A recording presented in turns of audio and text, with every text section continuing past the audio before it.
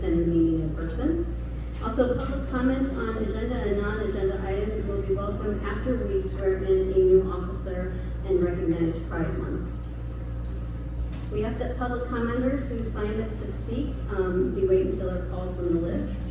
And we also ask that they observe the village's public comment policy by introducing themselves, acting with decorum, addressing their comments to the public body and not directly to a member of staff, and limiting comments to 5 minutes per person for a maximum of 30 minutes of public comment. The time is 7:32. Clerk O'Gara, would you please call the roll? Trustee Bradley Scott. Present. Trustee Davitt. Here. Trustee Driscoll. Here. Trustee Lofton. Here. Trustee Mitros. Here. Trustee Mustafa. Here. Mayor Nelson. Present. Thank you so much. We have a quorum. I'd like to welcome Officer Charea Reynolds to the front, where we're going to do a brief introduction from Acting Chief Keith Taylor, and then Clerk Legaldo will be swearing her in. Incident, and members of our police department and fire department responded beautifully. That person is alive and recovering thanks to their quick efforts. So thank you for all of the teamwork and collaboration that led to a very successful outcome. Thank you to you and both departments. Appreciate it. Thank you.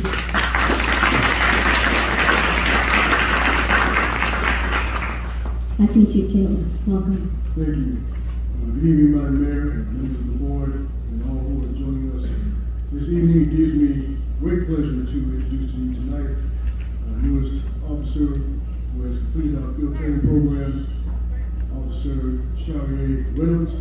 After a brief bio read on her, I'll ask the clerk to swear her in. Officer Charea Reynolds was hired as a lateral police officer and began the Flossmoor Police Department's field training program on February 20th, 2024. Officer Reynolds has over 6 years of experience as a former Chicago police officer where, in addition to patrol, she served in the joint operations and officer-friendly units respectively. Officer Reynolds also served with the Naperville Police Department for 7 months. Officer Reynolds has an associate degree in applied science from Moraine Valley Community College, and she is currently pursuing a bachelor's degree at Governor State University. Officer Reynolds completed the field training program and was released to solo patrol on May 31st, 2024. Officer Reynolds has the dual distinctions of being the first lateral police officer and the first ever African-American female police officer to serve the Flossmoor Police Department. Officer Reynolds has expressed her career goals of promoting through the ranks and eventually becoming chief of police. With dedication, training, and perseverance, I believe she will attain that goal. Congratulations, Officer Reynolds. Continue to serve with honor and excellence. Madam Clerk, I respectfully request that you administer the oath of office to Officer Charea Reynolds.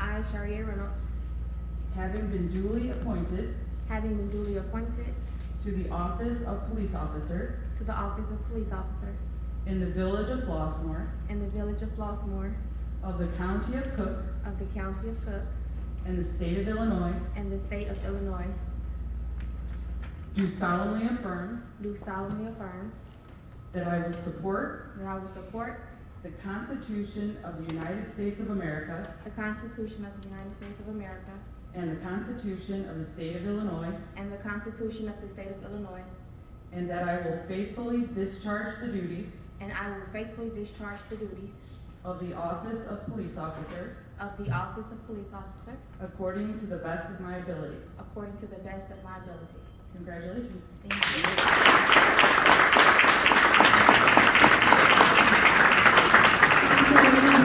Come up for a photo with you? Yes, please, come on up for a photo. Family and friends.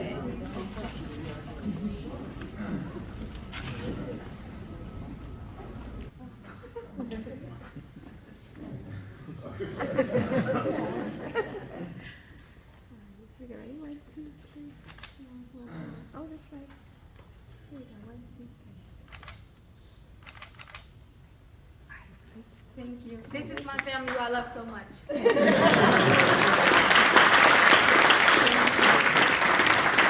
Declaring June 2024 as Pride Month, and we are very lucky today to be joined by Danny Van Vliet, otherwise known as Darby's mom. And Christina Zandy. Danny is a social worker and the LGBTQIA+ facilitator at Homewood-Flossmoor High School. She runs support groups during the school day for LGBTQIA youth, individual counseling, and gender and sexuality support plans. She provides training for staff and advocates for the needs not only of students, but also of LGBTQIA families. Christina Zandy is a social worker at HF High School and also an alumni of the high school. She has a large caseload and works hard to support all of the LGBTQIA students. And together they sponsor Alphabet Soup, an extracurricular activity club for HF students of all genders, sexualities, races, and religions. The club offers guest speakers, games, activities, and events such as the annual Day of Silence, a day of action to bring awareness to the effects of bullying and harassment of all LGBTQIA+ students. And just thank you so much for all of the work that you do for our students. It is critically important, and our kids are lucky to have you. So thank you. I'll come down and do the proclamation. I see it all the time on Facebook through the HF High School feed. So that's a great way to be connected with them and see what they're doing for here in our community. So thank you. Whereas Flossmoor is a community steeped in history and energized by diversity and inclusion in all its forms. And whereas Flossmoor displays the LGBT pride flag as a symbol for the LGBTQ+ community, strengthening the bonds of solidarity, celebrating our differences, and promoting the social progress of the LGBTQ+ community in the south suburbs. And whereas while the Stonewall riots in 1969 transformed the gay and lesbian movement in the United States, whereby equal rights were sought for the LGBT community, leading to justice, inclusion, opportunity, and acceptance, we also recognize that many individuals in the LGBTQ+ community continue to live in fear and pain and experience violence, including the LGBTQ+ youth who disproportionately suffer from self-harm and suicide. And whereas people of color and transgender individuals within the LGBTQ+ community are especially vulnerable to acts of discrimination, and whereas during Pride Month, we honor the resilience of the LGBTQ+ people, and we recommit our values that individuals of the LGBTQ+ community have the ability to live authentically, freely, and safely in Flossmoor. And whereas we commemorate Pride Month, it is important to celebrate the contributions of the LGBTQ+ community in every endeavor of American life, including science, medicine, arts, politics, and so many other fields. And whereas the Village of Flossmoor is a community where all belong, and the LGBTQ+ community has the support through churches, schools, community groups, and nonprofits dedicated to their needs. And now, therefore, I, Michelle Nelson, Mayor of Flossmoor, do hereby proclaim the month of June 2024 as Pride Month, and encourage not only during the month of June, but throughout the year, that Flossmoor residents learn about the struggles and achievements of the LGBTQ+ community that have shaped our history, and to practice the values of acceptance and inclusion within the Flossmoor community, so that Flossmoor's LGBTQ+ residents know that Flossmoor is a community to call home. Thank you.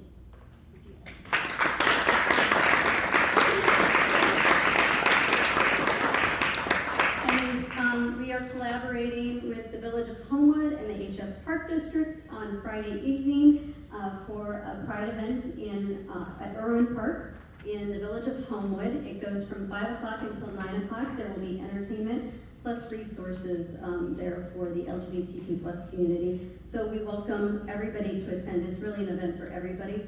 And it's going to be a lot of fun. Last year was our first partnership. Yeah, we're going to have a booth this year. The HF high school program, Christina and I, that talks to any family or any student who wants to come and ask us questions about what their future looks like at HF and how we can support them while they're there.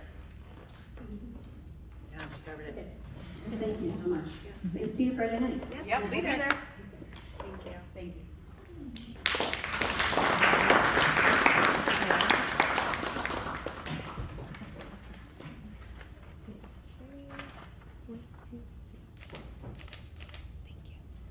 Thank you, Bob. I really appreciate it. Tell Barbie hi. I will. To recognize the swearing in of Officer Reynolds. So thank you so much to Flossmoor officers who are here to support their co-worker, Officer Reynolds. Thank you. Guys, thanks for coming. Next up, let's see, we have public comment. I will start with Ms. Andrea Cherry. Welcome. One Flossmoor. There is a huge divide in Flossmoor, and a schism has and continues to fester and widen. Madeline Miller, Jarrell Jones, the Heather Hill detention basin. For me, what has called me to action were the following 4 incidences. The abrupt, questionable, and still unsubstantiated termination of Flossmoor's Black Chief of Police, Jarrell Jones. The termination spearheaded by the village manager and the mayor. It was the result of votes by the 3 white trustees and the white mayor. The 3 black trustees voted not to terminate. The same is with the Heather Hill detention basin. There is a clear divide, and it's a disconnect along racial lines. 2, the non-responsiveness, total disregard, and discounting of the testimonials, concerns, and questions by extremely credible supporters of Officer Jones, by numerous Flossmoor constituents, by community and elected officials at the March 4th board meeting.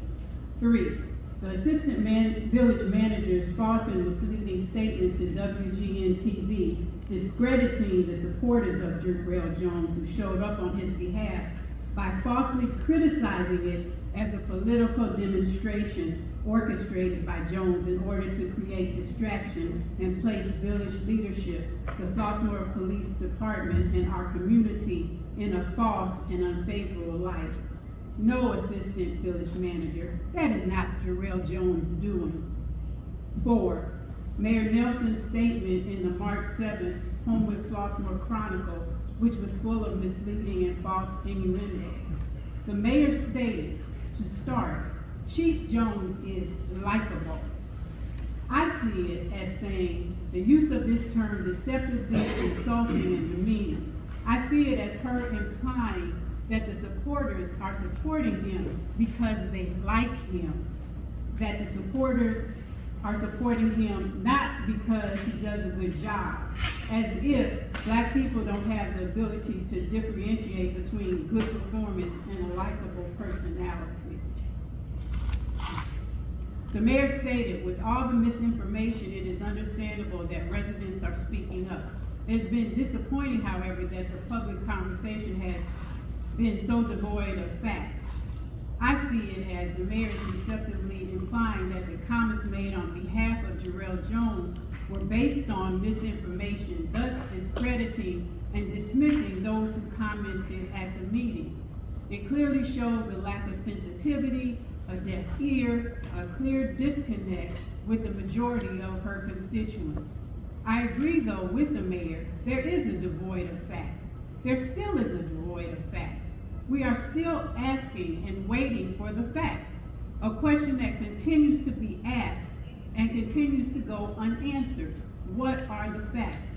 The mayor stated, to be clear, this matter is strictly about performance. There have been serious operational and administrative lapses under his watch. In totality, I believe these lapses mean that our residents are not receiving the level of public safety services they expect and deserve. I see it as, to be clear, these statements are not facts. They are conclusions. I ask, what are the valid, substantiated facts that these conclusions were based upon? The mayor stated, based upon that conclusion, it has become clear that it is the best for the village if all parties part ways. I ask, best for the village? How so? And who actually is it best for? As I have stated before, what I feel we currently have is not a one Flossmoor, but it's more like a South African-like apartheid. If we are to have a one Flossmoor, major changes must be made. Thank you. Thank you very much. Mr. Dillon? Welcome.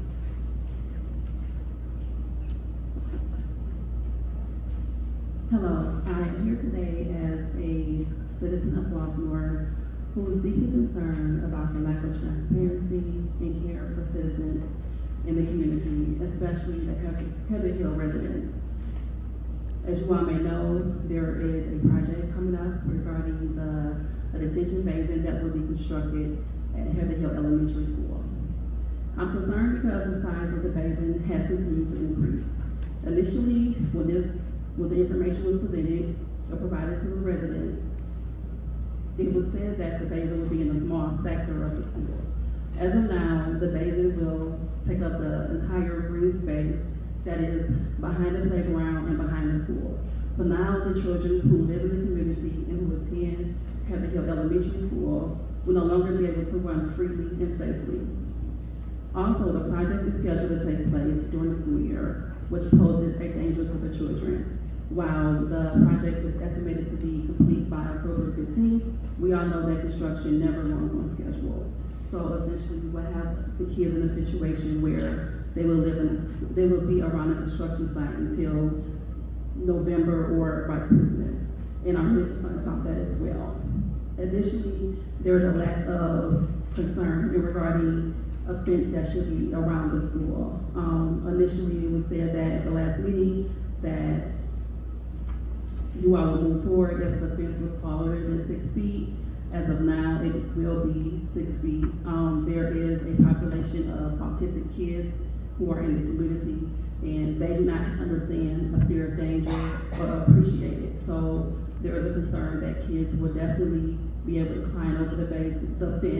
To them, it may look like an obstacle course, and they can easily get injured and fall down in a basin that will be around 15 feet deep. And also, there's concerns about the cost of the project. The cost of the detention basin is $3.4 million. However, the second phase of the project has been broken down into three sectors. So the total cost is supposed to be $7.8 million, and this basin is $3.4 million. It seems as though that the village will be over the total cost of the project. And we will be in a situation where we're asking citizens for more money and having to maybe do another referendum or things of that nature. So with the fact that there has been a lack of communication around transparency and around funding, I'm concerned about that. The planning and execution of this project reflect negligence on the part of the village. The safety and well-being of our children and community should always be a top priority. The project as it stands compromises that safety. Thank you. Thank you so much, Mr. Dillon. During the discussion, we will be addressing the schedule, which the schedule that you mentioned does not match up with our schedule. The fence height and the project costs and how the grants along. So we'll be talking about that in more detail. Thank you. Pam Bartashevitz. Welcome.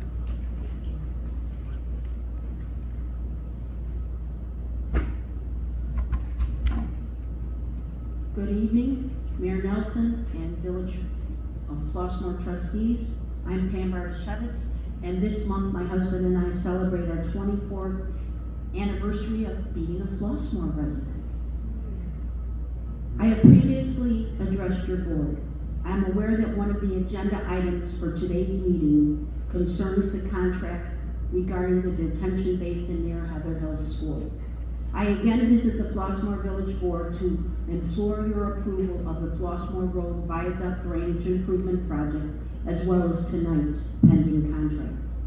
The second phase of the Berry Lane project needs to be completed. Numerous Berry Lane residents north and south of Bobolink still experience flooded backyards. Berry Lane south of Bobolink also needs to be improved and upgraded.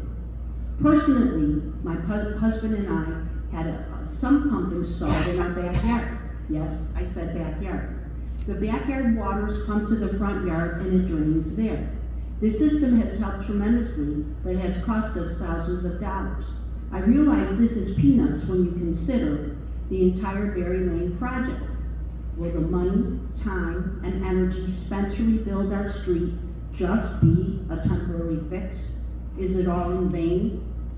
I believe the entire project should move forward. I am not a cold-hearted person. For more than half of my life, I was an educator and a librarian for children and young adults. Yes, I am concerned about their safety. The fence will deter the children from access to the detention basin. I also realize nothing is foolproof. Life is filled with uncertainties. Drownings could even occur in our flooded streets or backyards. Our young citizens need to be taught how to cross the street, be careful near stoves and railroad crossings, and not swim in areas that are not supervised, etc. Once again, I come to you requesting the Flossmoor Village Board to approve this contract and move forward on the project. We need our infrastructure to be upgraded. For too long, the Flossmoor residents and downtown business owners have suffered because of an outdated and inadequate system. The infrastructure must be upgraded. The future of Flossmoor is in your hands. Tonight, please vote to move forward with these projects. You have our future in your hands. It is definitely a huge responsibility, but you took an oath when you became a Flossmoor Village trustee. Please live up to that oath tonight. Thank you for your kind consideration of this important and necessary matter. Thank you for your time. Thank you, Mrs. Burchett. Rebecca Strupek.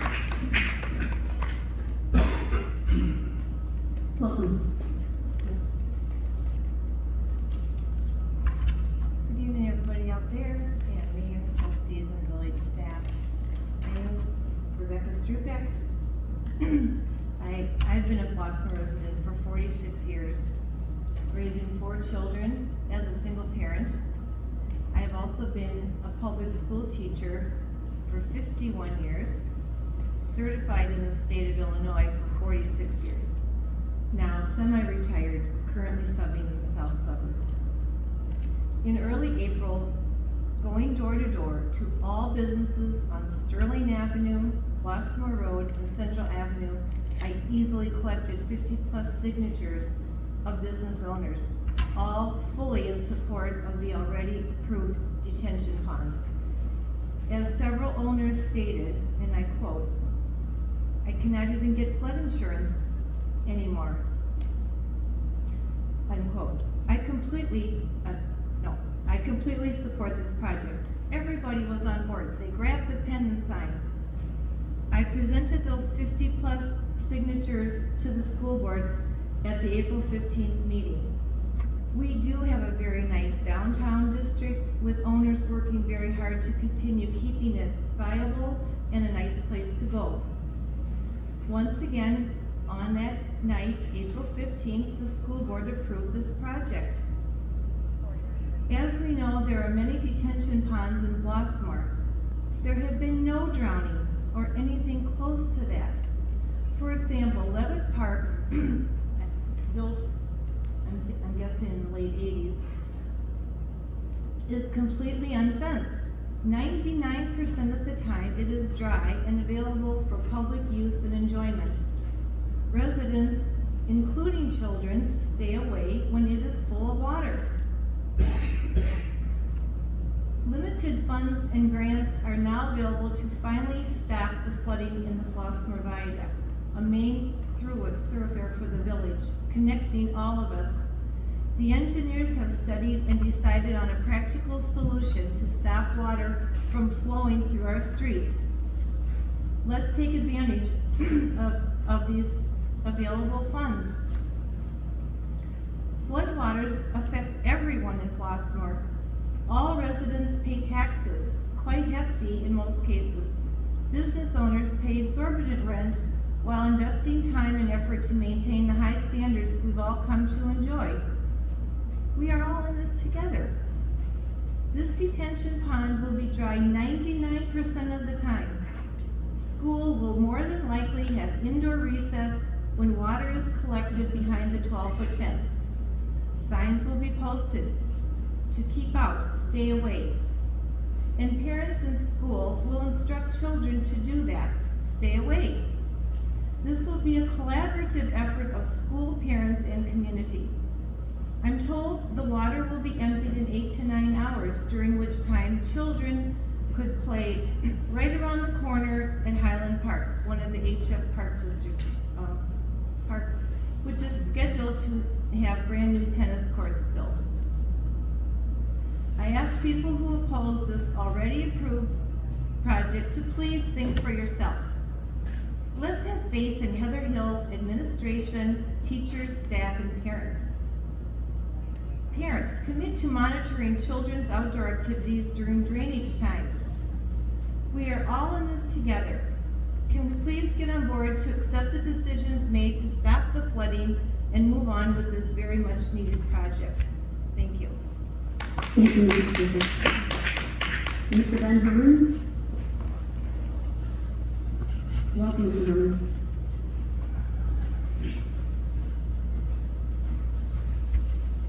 Good evening, Mayor Nelson, trustees, and staff. I'm here this evening with an expression of appreciation.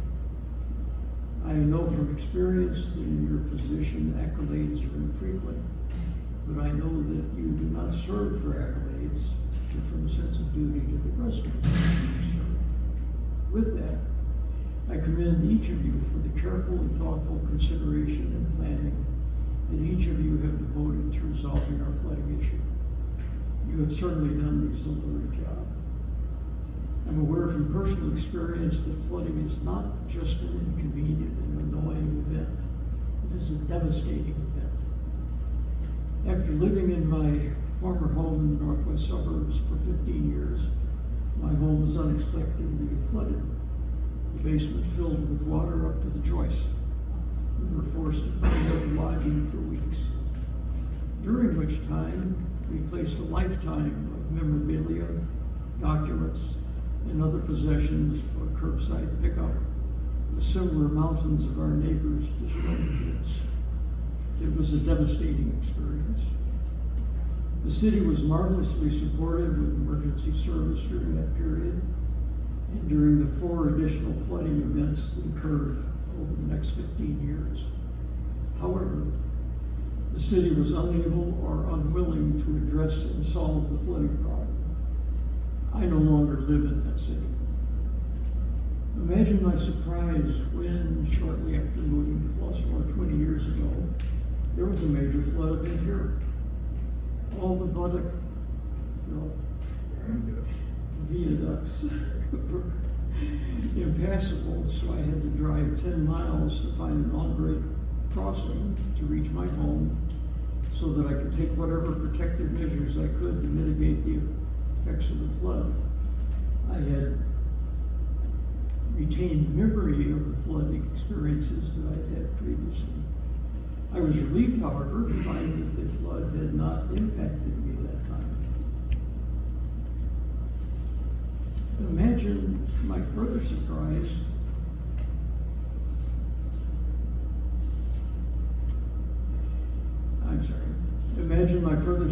when I found that the village was actually taking steps to find a solution to the flooding problem. I commend each of you for actually addressing our flooding problem, and particularly for providing a forum for community input and for thoughtfully considering the various inputs provided by our community members. My family, friends, acquaintances, and I support the decision you made to resolve our flooding issue with safety for our children, perhaps with additional attention to the area during flooding events, during and after flooding events. Thank you for this opportunity to address the board. Darlene Brooks? Welcome, Ms. Brooks. Just got off the work, so don't take too time today.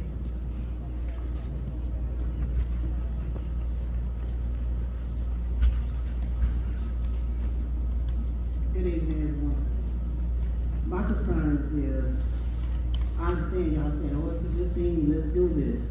But I have grandchildren. Kids are kids. Now they always watch your kids. I wish you would say watch your kids. It's easy for them because they're old. I'm sorry, I'm not being no harm when I say this. I'm talking about the babies right there. I'm not talking about nobody's age. I'm talking about these little children out here that plays every day.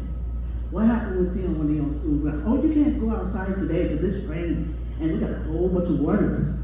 What about them? I mean, y'all have a whole high school with plenty of green, but y'all put it where the little bitty babies at, the kindergartens at. Y'all have no concern, no consideration for these babies at all. It's all about, oh, the flooding. You've been having floods for 40 years, so oh well.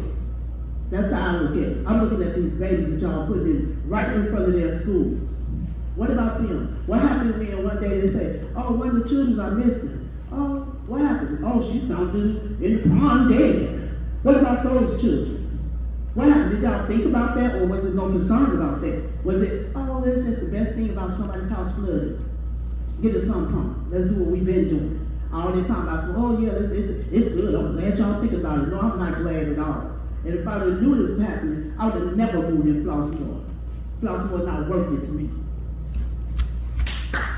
Thank you, Ms. Brooks. Candy, I'm sorry, I can't read your last name. Candy Brooks, welcome, Ms. Brooks. Here's your little one. Hi, everybody. My concern is the same thing. I don't have an issue with them building it. The issue is the location.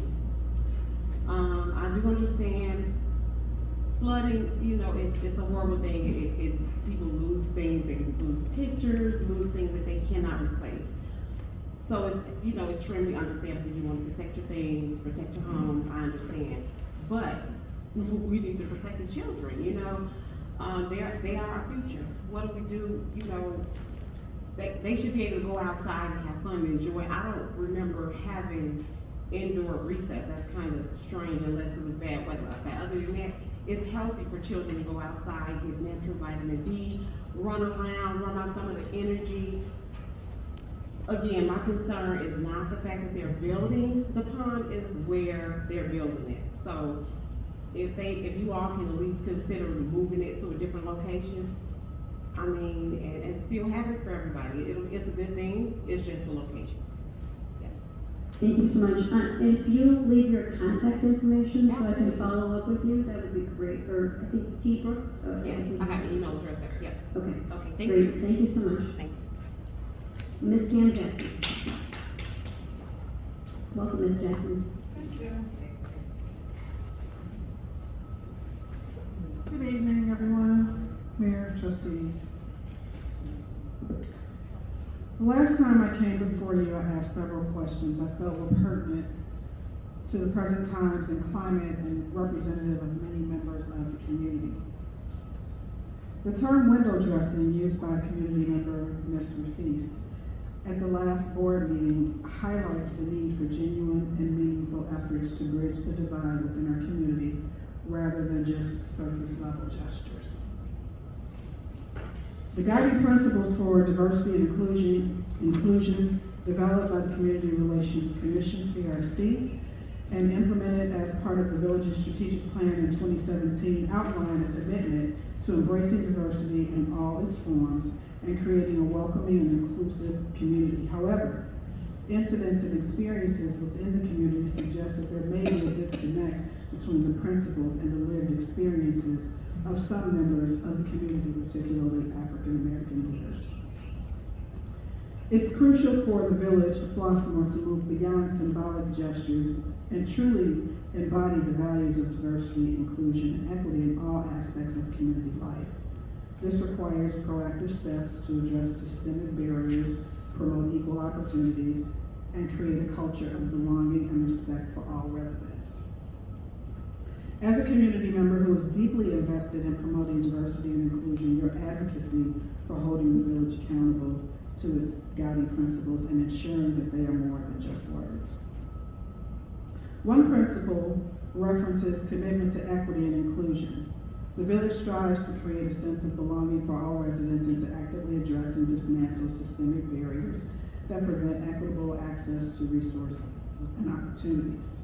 Based on the numerous incidents and occurrences, African American leaders being pushed out or feeling less than welcome and not being set up for success, I would argue this principle is more window dressing and less walking the talk.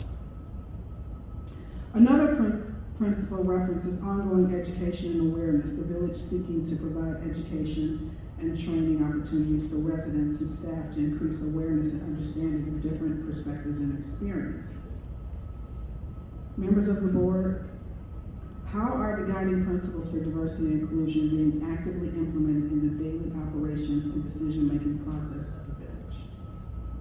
What steps are being taken to ensure that all residents feel a sense of belonging and inclusion in the community? What education and training opportunities are being provided to residents and staff to increase awareness and understanding of diversity and inclusion? It seems from your actions or inaction that there may be a discrepancy between the stated principles of communication and connections in the village's strategic plan and the actual practices and experiences of residents in the community. Our concerns and the lack of meaningful dialogue, a leadership stance, and engagement with all residents, regardless of their views or backgrounds, are valid and important for the village board to consider. It is essential for community leaders to actively listen to diverse voices, engage in open and honest dialogue, address concerns and issues raised by residents in a transparent and inclusive manner. Building trust and fostering a sense of community requires genuine communication, connection, and collaboration with all members of the community. While photo opportunities may create an illusion of engagement, true leadership and community building requires a deeper commitment to understanding and addressing the needs, concerns, and perspectives of all residents. It is crucial for the village board to reflect on the community's feedback and take concrete steps to improve communication, connection, and dialogue. I'd like to share some suggestions for further promoting transparency on the village's website. Adding bid postings to the transparency page and providing clearer descriptions of the projects can help residents better understand the village's procurement processes and monitor public spending. Uploading village Zoom board meetings to archives or platforms like YouTube so that the meetings can be more accessible to community members who may not be able to attend in person. This can also increase transparency by allowing residents to review past discussions and decisions made by the board. Creating a public comment Q&A section on the transparency page for addressing questions and concerns raised during public comment periods. This can help provide clarity and transparency on issues that are important to residents and demonstrate a commitment to engaging with the community. Overall, these suggestions can enhance the village's efforts to promote transparency, accountability, and communication with residents. By implementing these changes, the village can further demonstrate its commitment to openness and engagement with the community. Considering the climate committee and the evolving needs of the community, administering a community survey could be a beneficial step for the village. A survey can help in better understanding the sentiments, needs, and priorities of residents, as well as improving public trust and communication. By gathering feedback through a survey, the village can measure performance, inform decision-making, and enhance community engagement and collaboration. This leads me to the chief of police search process, or lack thereof, and the potential appointment of someone with zero chief of police experience. Deputy Chief Taylor, who has served in the active role twice, may indeed be a well-qualified candidate for the chief of police. Why is he not a top candidate? It's important for the village board to consider all qualified candidates, including internal candidates like Deputy Chief Taylor, and involve the community in the decision-making process. Involving the community in the selection of the new chief of police is crucial for building trust, transparency, and community support. Engaging with residents, seeking their input, and listening to their perspectives can help ensure that the chosen candidate reflects the values and needs of the community. I'm hopeful that you will address any concerns or rumors surrounding the search process and communicate openly with the public about the qualifications and the criteria for the chief of police. Given the recent challenges and controversies surrounding the police department, leveraging the Community Relations Commission to advise and help bridge the divide in the community is a proactive step. The CRC can provide valuable insights, recommendations, and perspectives on how to enhance community police relations, promote inclusivity, and address any concerns. Thank you, Ms. Jackson. I have one more paragraph. Can you email it to me? We have several other folks to hear Sure, from. no problem. Thank you so much, Ms. Jackson. We appreciate your time. We did go over. Mr. Purchase Scott?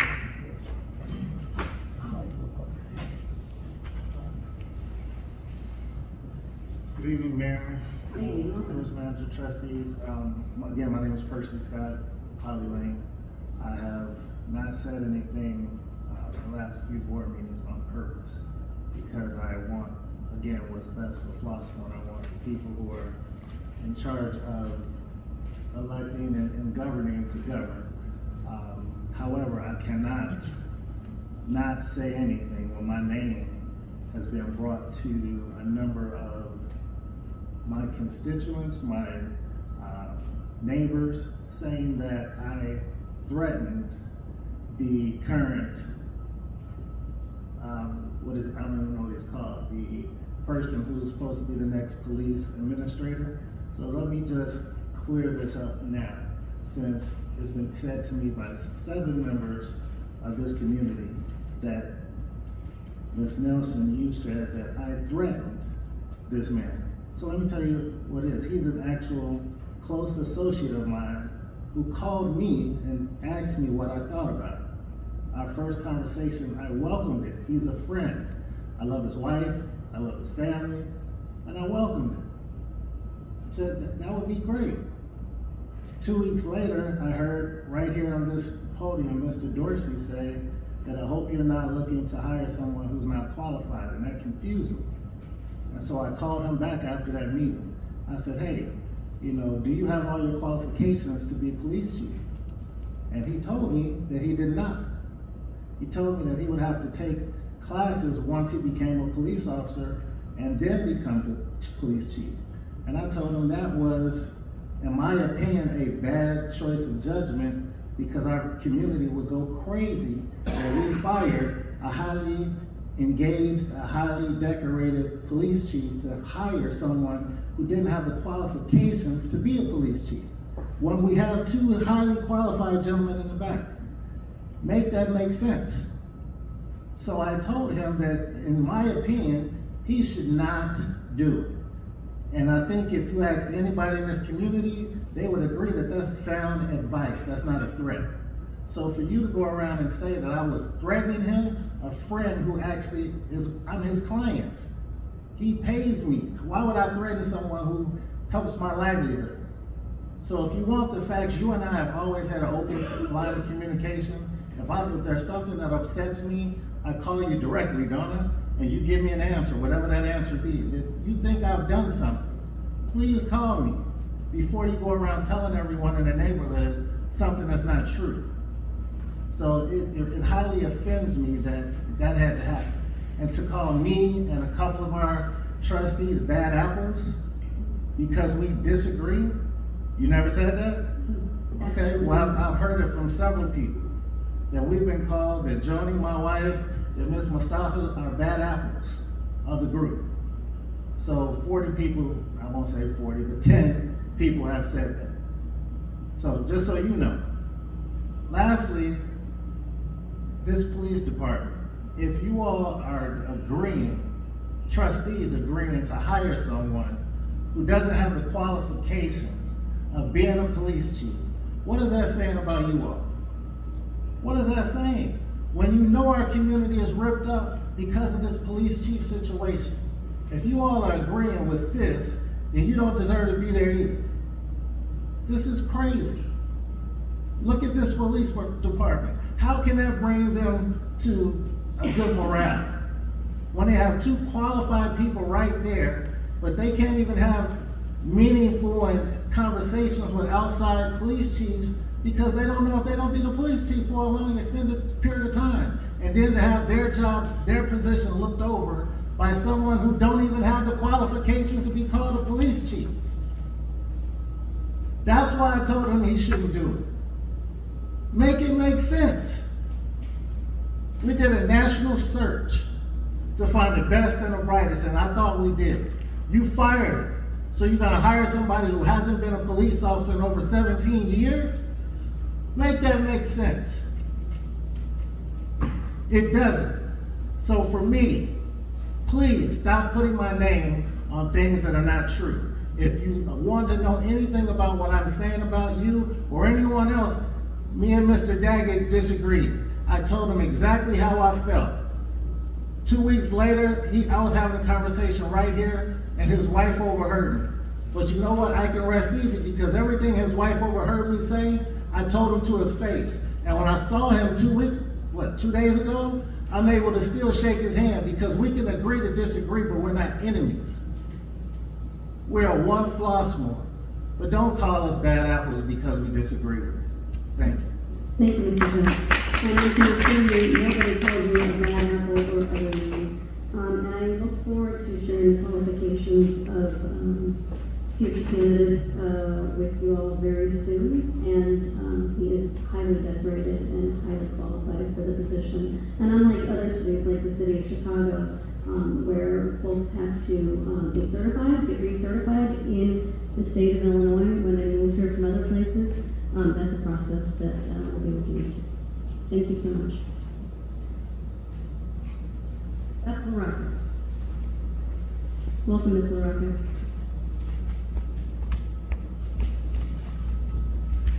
Good evening, Mayor, Board of Trustees, fellow community members. I'm not going to come up and talk too much, but I want to address the Heather Hill detention thing only because I'm in favor of it. Somebody at the last meeting mentioned that we've flooded for over 20 years. I can tell you, I have a brother that lives across from Levitt Park, and you've probably talked to him many times. He fought for years to get his basement flooded so many times it was ridiculous. His house was surrounded by water on 3 sides. He has an autistic son. There was never an issue. There's not a fence around Levitt Park, Levitt Basin, whatever we call it. Most of the time there's hardly any water in it. And I think that's what will happen at Heather Hill. There's still gonna be flooding, as this woman mentioned, if we don't continue with our work. I thought Berry Lane was beautiful. It's a step in the right direction. And what I want to do is commend this board, those of you who approved it, for having the courage to do it. I elect officials who do the best for the entire community. You cannot please everyone all the time. And sometimes you have to make those hard decisions where people are going to think you're awful because they think it's a bad thing, and it might not even be a bad thing, or you don't think it will be. You can't assume, but we have to fix the flooding. And I'm not even sure that finishes the whole problem, but it has to be addressed, and obviously no other mayor or board of trustees has had the courage to address it. And I commend you for it. Thank you. Thank you, Mr. Murphy. All right, we'll move on to the consent agenda. Can I get a motion to approve the consent agenda? So moved. Thank you so much. Is there anything anybody would like to hold off? Seeing none, Clerk Legajo, would you please call the roll? Trustee Rodney Scott. Yes. Trustee Daggett. Yes. Trustee Driscoll. Yes. Trustee Lawson. Yes. Trustee Mitros. Yes. Trustee Mustafa. Yes. Motion passes. Thank you so much. Next up, we don't have any formal reports of committees, commissions, or boards, but I do want to recognize the Community Relations Commission. They are collecting razors, shave cream, shampoo, conditioner, products for textured hair and afro textured hair, and also $10 gift cards from Jewel, Target, Walgreens, and Walmart. Those will all be donated to the Center on Halsted, which is a resource facility for the LGBTQ plus community. So please, if you happen to pick up a few of those items over the week, drop them off here at Village Hall, or bring them with you to Pride at Irwin Center on Friday evening. Your generosity is greatly appreciated. Also want to thank the Art Commission and residents of Ballantrae for the installation of Paradise in Ballantrae Park. If you haven't had a chance to check it out, please do so. It is gorgeous, and they had a really nice welcoming party for us. And then last, the Green Commission will be doing a cleanup in advance of the Juneteenth parade. So on the evening of June 18th, if you're around, what time will that start? Maybe 7? Their regular meeting time. 7 o'clock. 7 o'clock we'll meet here at Village Hall, and we'll fan out around the parade route and get it looking as sharp as possible in celebration of Juneteenth. So thank you so much to Green Commission for those efforts as well. And let's see, we've got. Can I get a motion to approve the contract award for the Heather Hill Elementary School Detention Basin project? So moved. Second. Thank you so much. Presenting, we have our Public Works Director, John Brumke. Welcome. Thank you. Included in the FY25 budget is $4,607,717 in the 2021 Streets and Storm Sewer Improvement Fund and $1.5 million in the General Fund for the construction of the Flossmoor Road Viaduct Drainage Improvements Project. These budgets do not include some of the additional grants that have been recently awarded to date, and I'll talk about that in a minute. These additional grants will be added via budget amendments once the grant agreements are processed and received. The first phase of this overall project was a Berry Lane Improvements Project, which was completed in FY23 and not included in the above budget numbers. The second phase of the overall project is the Heather Hill Elementary School Detention Basin, which we're talking about this evening, which includes the construction of a detention basin on the Heather Hill Elementary School site, and also a parcel that is looking to be that will be acquired if this item is approved this evening from the HF Park District. At this time, I want to talk about the slide that's on the screen here to kind of talk about a little bit of the background, the phasing, and the grants, and how we have proposed and planned for the project. You probably recognize this old aerial photo in this exhibit. This was the same exhibit we had in previous presentations with some minor changes. You can see the Heather Hill Elementary School there, kind of in the lower part of the picture, which is like a light blue color. That's the rough shape or outline of the detention basin project that we're talking about this evening that was recently bid on May 29th. The yellow or orangish yellow line on Berry Lane and Maryland Avenue, that was the Berry Lane project that was completed in FY23. We have some information up there on the grants that were used or allocated towards that project that covered the majority of the cost of the project. Then you see the red line there is going to be the next phase if this project is approved this evening, which would be the storm sewer from the basin up to Maryland Avenue, which is the red line, which would be considered phase 3 of the project. If things are approved and move forward, phase 3 would be bid hopefully later this summer with construction this fall before winter. That's at least the plan.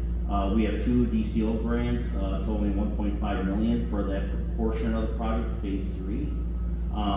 And that's the plan on that as of date. It should stay that way. Those grant agreements are secured in hand, and we are ready to start making expenditures today if we were ready. Phase 4 is the green line between on Sterling Avenue, the storm sewer that will run from Maryland up to Hawthorne roughly. We have been awarded the Section 219 Army Corps project grant for $750,000. That's the portion of the project, the phase that we're proposing to work with the Corps and have them construct that section. And we also will have some matching funds for that section from at least one of the DCO grants, which the agreement should be in hand probably in the next week or two. The process in it right now is going to be for $500,000. We also have 2 other DCO grants that are coming. Another $1 million grant that was approved in the Capitol bill recently, and other grants that we have out potentially if they are if we're successful on them. We have a grant application out to FEMA that we're doing a sub-application on right now for approximately $1.8 million. And another grant that's to NWD for $1 million of the Stormwater Partnership. Those are both been submitted and in for review. oh, I shouldn't say it, the FEMA one is due by July, but that's gonna be submitted. We have the application get put together by consultants right now. It's pretty lengthy, FEMA application, so. So phase 5 would be that purple line, which would be from like basically Hawthorne to the viaduct. Phase 4 and phase 5, if approved and this project moves forward, we would be looking to construct those in 2025 with completion being by December, hopefully, of 2025, and we'll be completely done with the project. The exact limits of Hawthorne for phase 4 and 5 though, since they're 2 separate contracts, may change a little bit. It could possibly come south a little bit, probably won't go north at all. It just depends on how far the Army Corps grant can take that project. We have to carve that out and let the Corps build that as their project, kind of like they did for Berry Lane. And then in order to maximize our money and cost, we will have a separate project, which would be phase 5, that will take it to the viaduct with our other grant funds and potentially some more bond funds as well if we need it, depending on what grants are awarded or not awarded. So thought that was important. We talked today, we thought this was a good idea to present to the board tonight to kind of give an overview of all the phases and where our plan is moving forward if the project is approved tonight. So before I continue with the memo, is there a good time maybe for questions on this? Sure, this is fantastic. Is there, so each grant is for a specific portion of the project, and can we change what portion of the project that goes to? Yes, we can. It just takes some time. So you may ask tonight for the detention basin project why we did not put any grants towards it. We didn't think we'd have a DCO grants in hand in time to use it for the detention basin project. We recently got those agreements in hand a couple weeks ago, and in order to revise them and change them for the detention basin project, would have took 4 to 6 weeks. It would have killed the project for the summer. So it was a non-starter for the DCO. They are not very flexible. We can change the grants, it just takes time. So if we know ahead of time, at least a month or so, probably 2 months realistically, we can revise the DCO grants, because as long as it's for the project it was dedicated for, which they are, if it's the overall project, we have to state on each grant exactly what line items, what storm sewer is what it's paying for, if it's paying for the streets and the sidewalks on that portion. So basically we broke it up by each section, if that makes sense, by block basically. Any concerns with getting phase 3 done before asphalt plants close? Potentially, yeah. It depends how quick we can get it out the bid. The consultants already have the line drawings done for the whole project, but we don't have engineering plans finalized. So basically, just the base sheets are drawn up. So if we could get it out the bid early enough, it's possible we can get it all done by like November, but that's pretty aggressive. It's a chance that we could end up doing it in temp patching and having to finish the paving in the spring potentially. So that's yet to be determined at this point. So. Right. I'll start with any questions on, thank you, this is extremely helpful and it highlights just how complex and how much work has gone into the planning of this. Truly impressive. Trustee Bradley Scott, any questions on this first part? Yes. Thank you for the visual demonstration and the change, or is this now the viaduct project? So we have been using the viaduct project as the name of, I'm assuming what is now phase 2. Can you elaborate on that? Yeah, so basically, because it was just a detention basin for phase 2 that we're building, we called it the Heather Hill Detention Basin Project for that site for the elementary school. So that indicated a specific name for it. But like phase 3, phase 4, phase 5 will be the Flossmoor Viaduct Drainage Improvements Project, phase 3, phase 4, phase 5. It was a kind of an afterthought. We should have probably had this called as phase 2. Flossmoor Viaducts project, but it's a detention basin, which is why we called it that. So I think for the future phases, we'll denote them as they see on the screen here. So it's a little clearer picture and understanding. Definitely, and the reason that I'm highlighting that is, again, going back to our communication and transparency with residents. We were calling it something different, and I think that residents were not focused on the name because they didn't realize how it impacted them, and it was going to be in their backyard. And it seems like it's been said on this platform that we are changing the perspective. And because something as simple as changing a name does change the perspective. So I just want to highlight that the name for the viaduct is now being considered as phase 2. Yes. Thank you. Thank you, Trustee Daggett. Yeah, for with the DCEO mouthful, why are they so stringent? Just basically, is they're a little bit harder to maneuver things than others?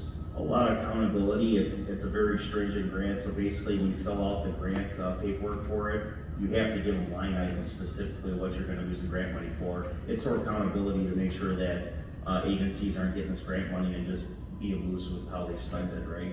And they're very strict on it. So we try to be as vague as we can with them, right, to the point where they won't approve it almost, so we have some flexibility. You can revise them though with the grant gaps. It's just it's a process, and we tried to do it for the basin project a couple weeks ago, and we almost had an implosion at the ECO over it. So we had to change course and step back and not go that route. So being as stringent as they are, I would imagine they would allow you to submit it as an either this project or this project. It has to be just, okay. So yeah. I was wondering if that could give us some flexibility once the DCO comes in, that we could say, oh, okay, now it's ready, we'll use it on this one. So really where this all starts with the DCO, so these DCO grants are all state legislator set-asides in the capital. Okay. So these were all by certain Senator Harris, Representative Davis, Senator Joyce. We asked for this money specifically for the viaduct project, and then they awarded to it. It gets split in the bill that way. So and then when it gets to DCO, you have to match that. Yeah, it's a Springfield thing, that makes sense. Yeah, so if you were to like revise projects, you'd have to go back to the legislator, and it might not get reappropriated, or they could, it just depends, or changed or whatever. They would have to go back through that process, I believe. And I would imagine if you go to the well too many times for that, it's going to kind of turn them off to give you the grants in the first place, because they don't want to deal with you coming back saying, well, maybe we do it for this instead. So, okay, that makes perfect sense. No more questions at this time on this phase. Thank you. Thank you. Trustee Driscoll? John, if you could just, I think it's helpful to keep explaining to people, you completed the Berry Lane drainage project in the yellow. Mm-hmm. And that, as everybody knows, that was the most critical flooding we had in the village. Why we started there first, because they were most effective. We had blocks underwater for every time it was a mild rain. Mm-hmm. And you completed it. They don't get that now, correct? Yes, that's correct. It is a big improvement. It's not fully improved, but it's a big improvement. That's where I'm going next. They're not out of the woods, correct? Mm-hmm. No. So we get this, till we get all this hooked up to the eventual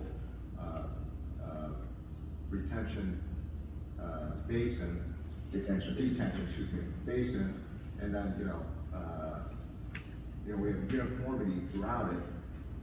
If we get the major storm event, those houses are still at risk, correct?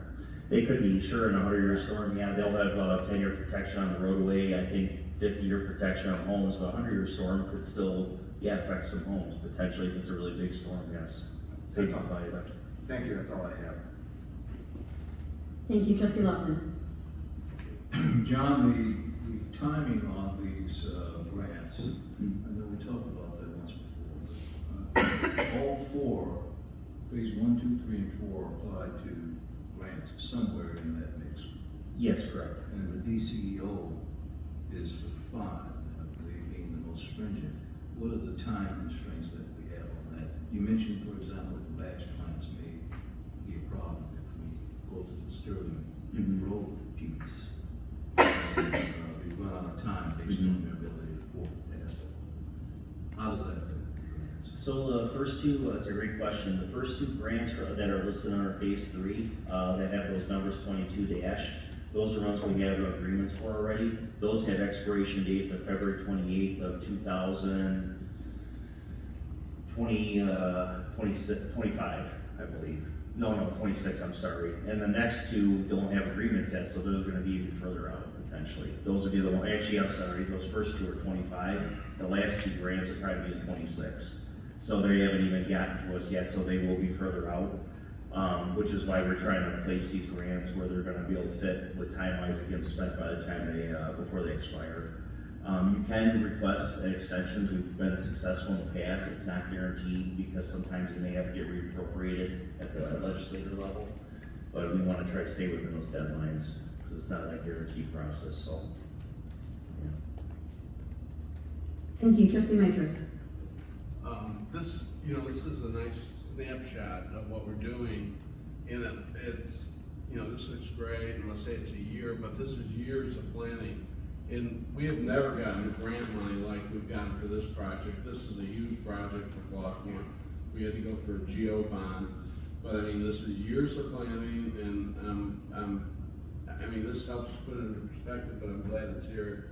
It will solve a lot of issues that we've had over the years. Absolutely. Thank you, Trustee Mustafa. Thanks, John. I don't want to jump ahead because you may have exciting slides to come, I think. So just stop me. Will your subsequent slides show totals by grants versus money that's already? No, I don't. This is the only slide we have up there, Okay. but I can talk a little bit about that if you like. Okay, so I'll tell you what I'm seeking. It's in line with the email I sent. It may be because of my decades of IT experience, which is very obsolete now, but I want the data sorted in a different way. Okay. You sorted it by phases. I like that. I like seeing it. I'm looking for a sort by grant. So in other words, these are the grants we've applied for. These are the grants that have been awarded. These are the total dollars for those grants. These are the dollars pending. What's the gap between what we need and what we expect to get? Okay, so that's a good question. one more thing. Okay. You mentioned in your letter a total of $6.1 or so million in the budget. Total from two different funds. Sewer and general fund. And I understand budgeting is just what we expect we'll need, but I can't reconcile that dollar amount with what we're asking for. Yeah, so it's two different. So what happens is what we put in the budget for, like, for instance, in the general fund, there's 1.5 million because that's the only two DCO grants, those first two you see, of what we knew in budget preparation that we knew we had. We didn't have the other two yet. Now we're filling the paperwork out. The next 500,000 from Representative Davis, that's been submitted. The agreement's going to be here like any week, and probably this week or next week potentially. They're just finishing it. They're in the middle of their fiscal year rollover at UCL, so it's been delayed a little bit. The other $1 million grant from Harris is coming. That was in the capital bill, but that probably won't get to us until probably this fall. We probably won't even see the paperwork for it if it's that early. So until we get those grants, we don't put them in the budget because really we don't have that money yet, right? That's So our budget process because the alternative way of doing it is putting the amount in as a placeholder. And when we get it, you know, we would either, you know, put it in as a credit or we would actually, you know, delete it, whatever. So we don't even put that money in the budget at all until we get it. I understand it. Yeah. So when I ask my first question, you're clear on what I'm looking for, right? Yeah, so you're interested in what we have available funding-wise compared to what the project estimate is, right? Exactly. So basically what you see in front of you here, the current estimate is $7.8 million. Right. For the project, for not including Berry Lane, that's been paid for. We have right now with the Army Corps that's just recently awarded the FEMA money. We're about just under $4 million in grant money, secured already. That doesn't account any other grants that we have outstanding that are still, we're going to hear about this summer or fall potentially from MWD, FEMA. Those two are big ones that are out there right now because that cycle just came out. So we leave those aside and forgetting about those grants because they might not happen. We might not get either one of them. And that's really the direction I'm going. That I recognize that we may not get them, no fault of ours, because I know that the best possible effort has been put into filling out those applications. But what I'm concerned about is being able to, for example, every board member could just pull it out at a board meeting and say, hey, where do we stand? Yeah. You know, how are we doing with this? If we just had I love charts, but if we had a little chart that says, here's the grants, here's where we are. Yeah, I should have probably put it in here because we do have a grant spreadsheet that has the grants, but it doesn't talk about the project. So basically, couldn't align them with the project. So if you figure we got, say the project's $7.8 million, we have almost $4 million of that already in grants, right? We still have a lot of money left over. If we didn't get any more grants to cover the balance of the project and not get any more grants to finish it, that would mean though less streets getting resurfaced or maintained at the end of this. That's really what it amounts to. So really, the goal from the beginning has been to get as many grants as we can. The more we get, every grant that comes in, that's more streets that we'll be able to get maintained, resurfaced at the end of the project, basically. I don't think you're unfamiliar with me asking these kinds of questions, and I'm really not in a position to remember. I know, as you noticed in my email, I said, you have this information. I know that you have this information. I need it in one single document. I need to be able to understand it visually, so that I don't have to add the totals there. I don't have to subtract. I don't have to reconcile the budget with the grants requested. That's just the way my brain works, the way I can keep track of it. So that's what I'm asking. And we could definitely put that together and provide it either via manager's report or whatever to the whole board, so you can see a summary of where the project is, the data, and put it on the website. We can do that too. I think this slide would be great to put on the website, and we can kind of see a lot of information from there, but maybe at the same time to do something potentially a summary. That makes sense. A simplistic equation on the grants and the project costs, total project estimate is $7.8 million, and we've received $3.9 million in grants. That leaves $3.9 million gap, which would be covered through bond monies. 4.6 we have budgeted. Yeah, that's a simplistic analysis of it. So, does that help answer your question? It helps because it's consistent with the verbal conversations we've had for months. And I believe we all have understood and heard that. But this is your I don't have to even say this is such a critical project. It's one of the biggest projects, probably the biggest project. Biggest one. The biggest one, that Flossmoor has tackled. So monitoring it, we've hired an engineering firm, that's great, but we need to be able to see at any moment, we need to pull out something and say, hey, we missed something, where's our money? This is the residents' money. I am opposed to the project being located at Heather Hill School, but the board voted to move forward. That's where we are. It doesn't matter my individual vote, except me expressing my objection to the location and having it above ground. Now that the board has voted to move forward, I'm really drawing a line that I need to see this in a format that clearly identifies where our money is. We can definitely provide that. We can do something that's pretty simple for the CEO to break it out loud. So I know you don't want to delay the start date, but I feel I've been time boxed into making a decision so we can start tomorrow. I don't know how the decision was made not to let the bid until the 29th. There's good reason, I'm sure, for that, but now we're time boxed. So I have to make a decision. I want to table this to a time certain so that I can have the dollars in front of me. Yeah, the problem is that if we don't start like within a week here, August 15th is not going to be attainable. And I feel held hostage by that. To me, it's not a good explanation to say there will be flooding if I don't vote for this contract. There will be flooding even if we do this project. You've made a good point. There is flooding. We're not going to eliminate flooding with this project. We're going to mitigate some of the damage, some of the extent of the flooding.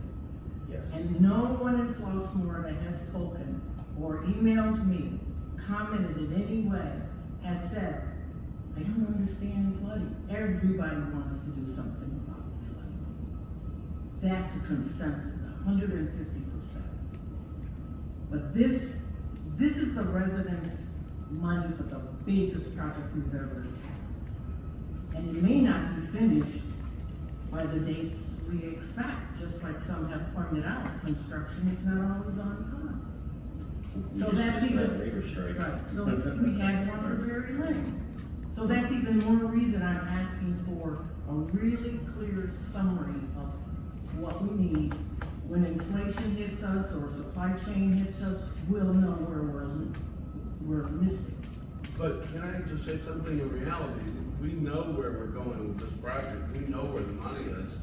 The only thing that we'll discover, and I think she's got a good point, the only thing we'll know from going forward with trustee Mustafa is asking is how much road repair we're going to do in the future. Yeah. And you So emphasized- that's the variable thing. You emphasized. Yeah, but this is going forward, we've got the money for it, and it'll be a good thing to know how much road repair we're gonna get to do. Absolutely. So I'd like to see that too. I'm not trying to say how you do your job, but I think it'll make it easier for you also.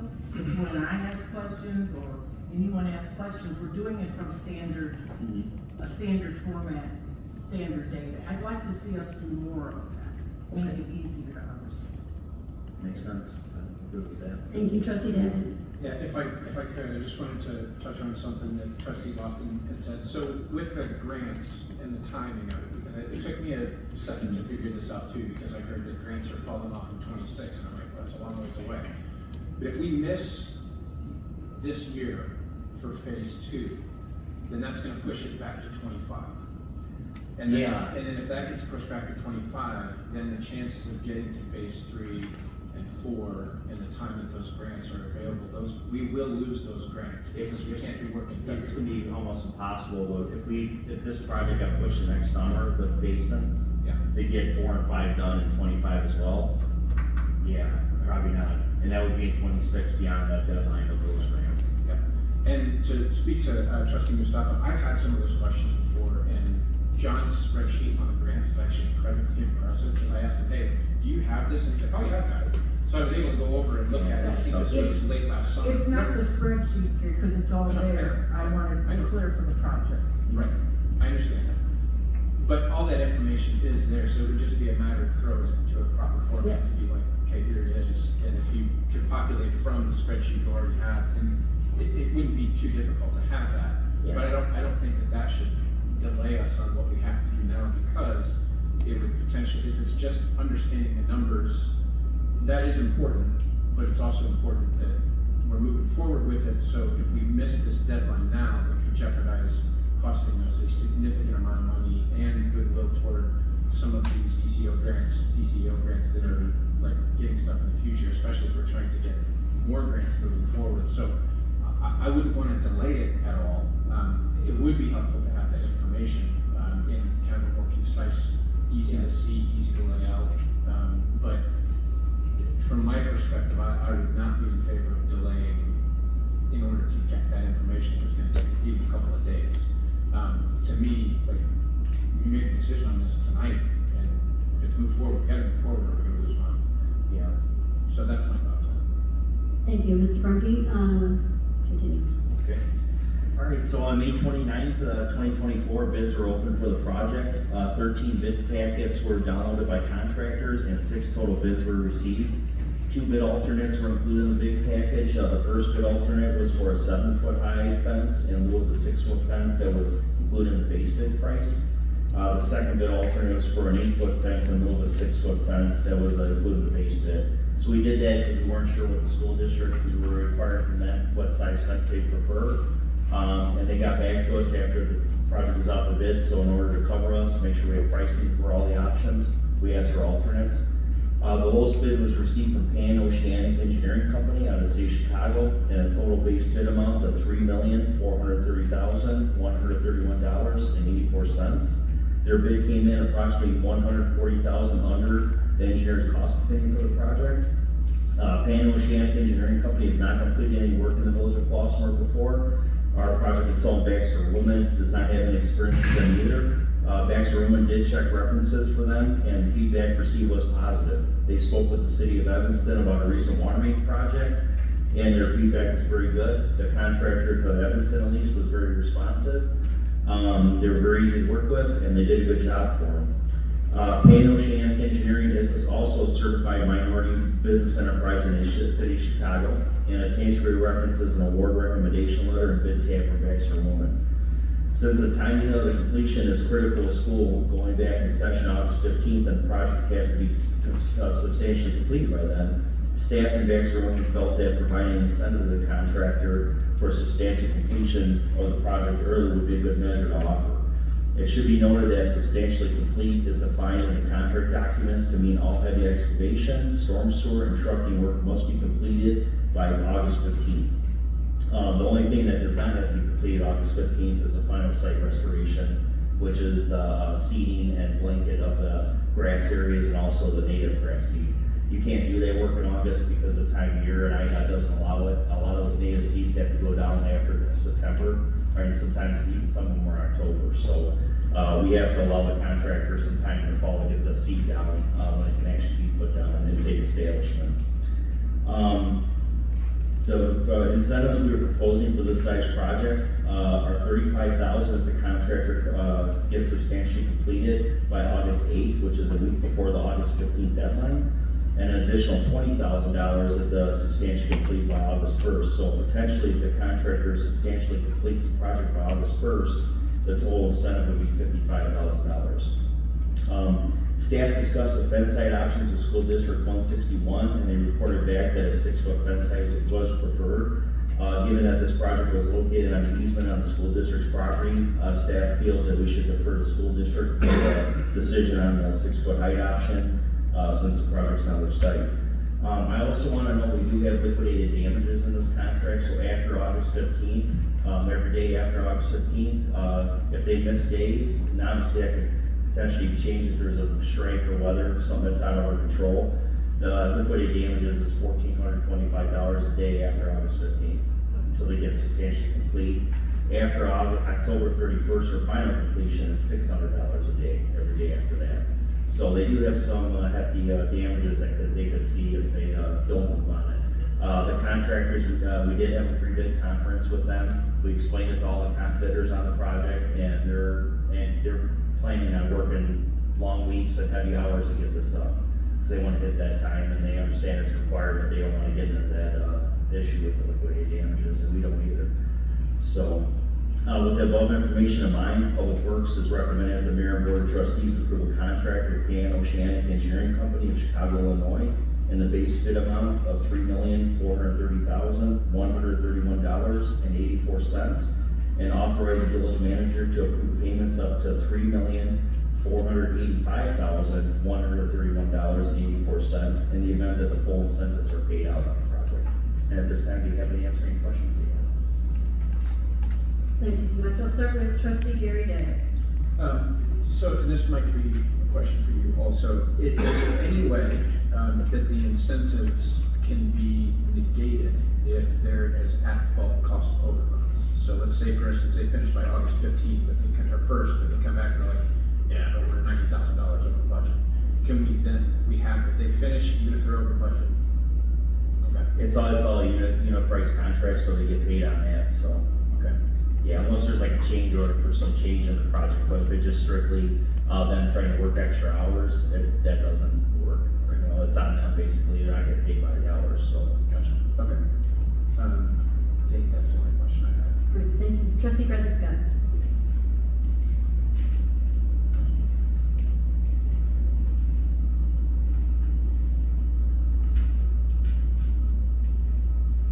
So understanding the phases of what this particular project looks like in terms of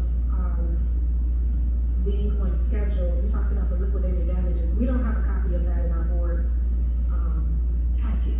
No, yeah, it's in the project manual. I can provide it to you if you like. The manual's about 485 pages, but I can break it up into PDFs and get it in everybody's hands if they like to see it. So. The part that I am most interested in is in terms of the time frames for the project. It sounds like they have documented the essentially what work will be done and how. Previously, we were talking about the street project that was done in Heather Hill and specifically on Berry Lane and the signage, and we talked about how that was the contractor's responsibility to put up the signage for the neighborhood and so forth. Is that, based on what you've seen in that 400-page document, are there security measures in place in that documentation for safety in terms of manholes being covered and open space where people would be safe? Yeah, so basically they do have safety requirements in the contract documents. There are liquidated damages to that though. The other liquidated damages we do have in there is in terms of trucking. So they have a specific truck route they need to follow in and out of the subdivision because there's gonna be a lot of semis to haul material out of there. And those are pretty hefty liquidated damages. One's $1,000 per occurrence, it's $5,000 if it's during, we have certain times that they have to do it as well during the day, not be trucking at night or anything like that. So, but for safety, there's requirements for safety and safety plan that they have to submit to us.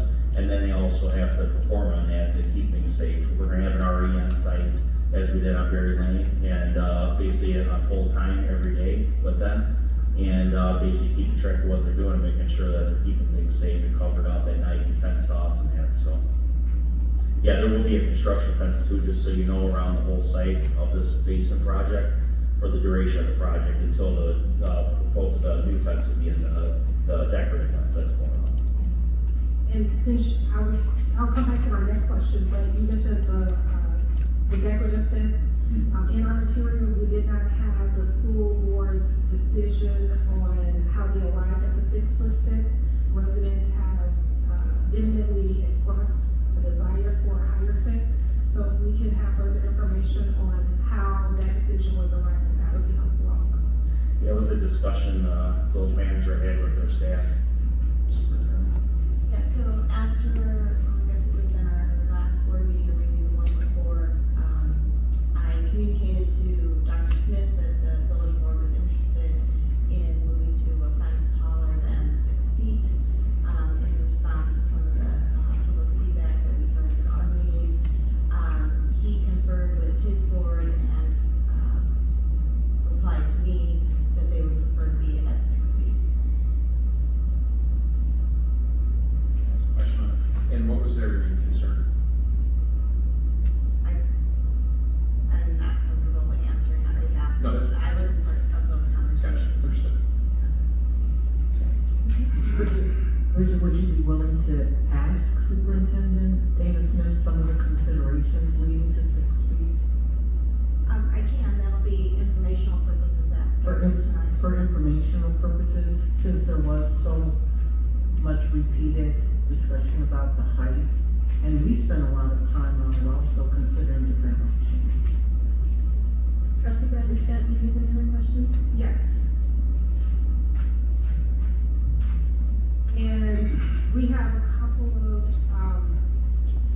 Baxter Woodman had a engineering, consideration. Are we gonna tackle that separately?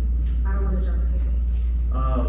Yeah, is that separate? Yeah, that's a separate item for construction on, yeah. Okay, and so when we are looking at, our project for phase 2, obviously phase 3, 4, and 5 don't make sense unless phase 2 is complete.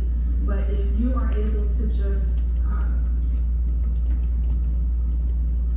talk about the funding that we have for all of the phases that we kind of went over. Essentially, we are not at a deficit for this project.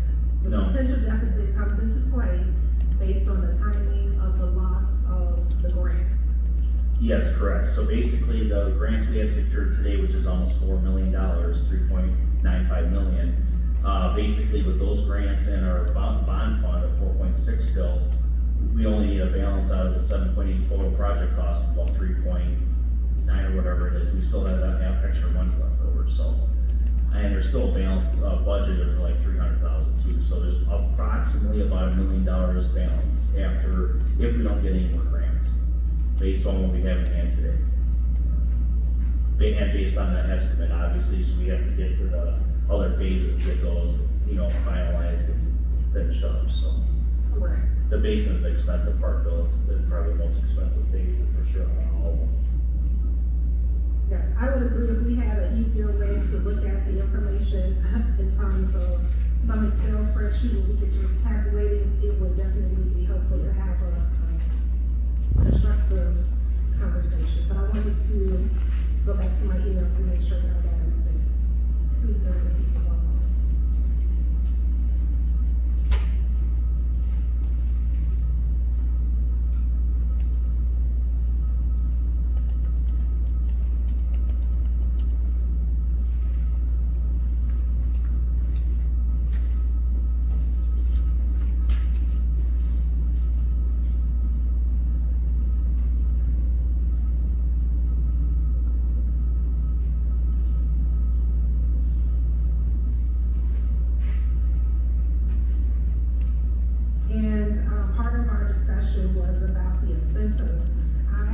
not for the incentives, just based on,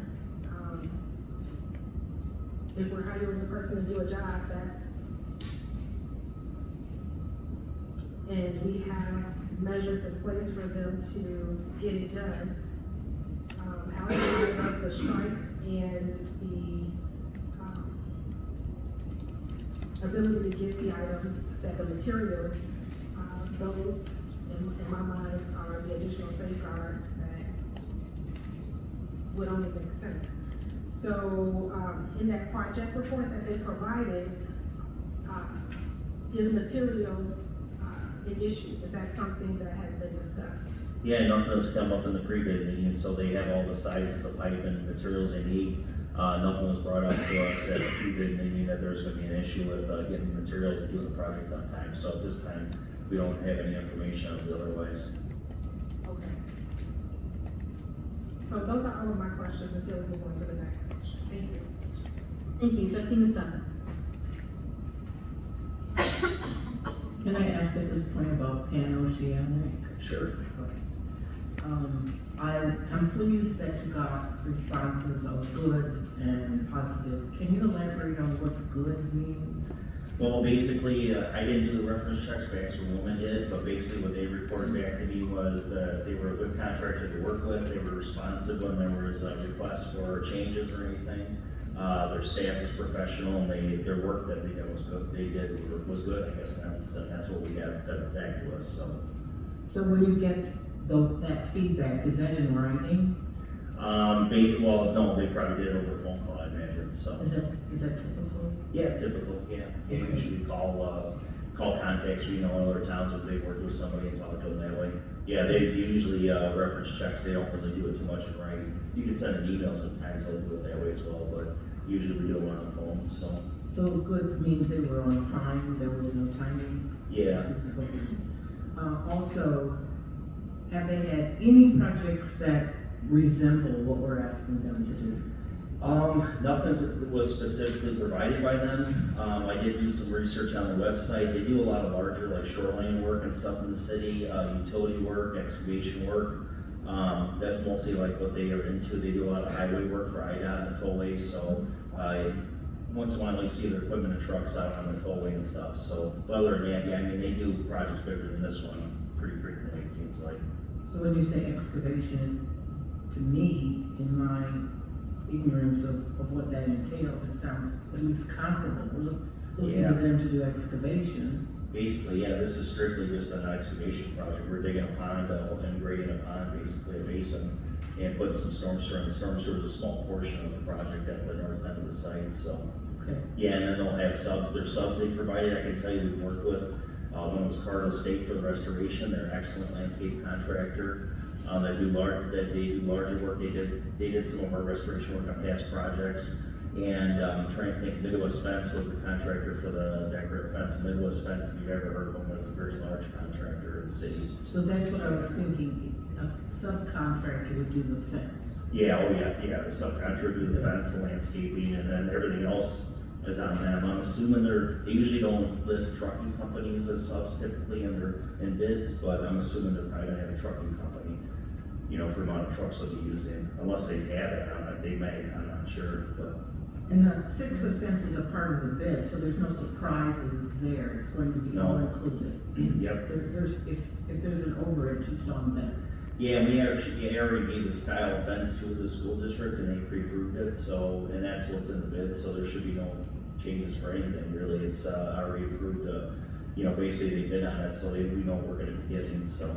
You said area, but we're going with Pan-Oceanic? No, Pan-Oceanic, but yeah, we already gave the fence and sand, the style, and the exact style. We put that in the bid document. It's not just a general steel fence. Okay. Yeah, they know they're not giving us like a chain link fence. We're getting a decorative.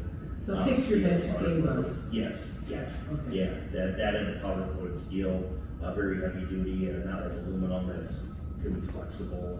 Okay. You're not gonna be able to bend this. Yeah, it's gonna be pretty heavy. So this is housekeeping.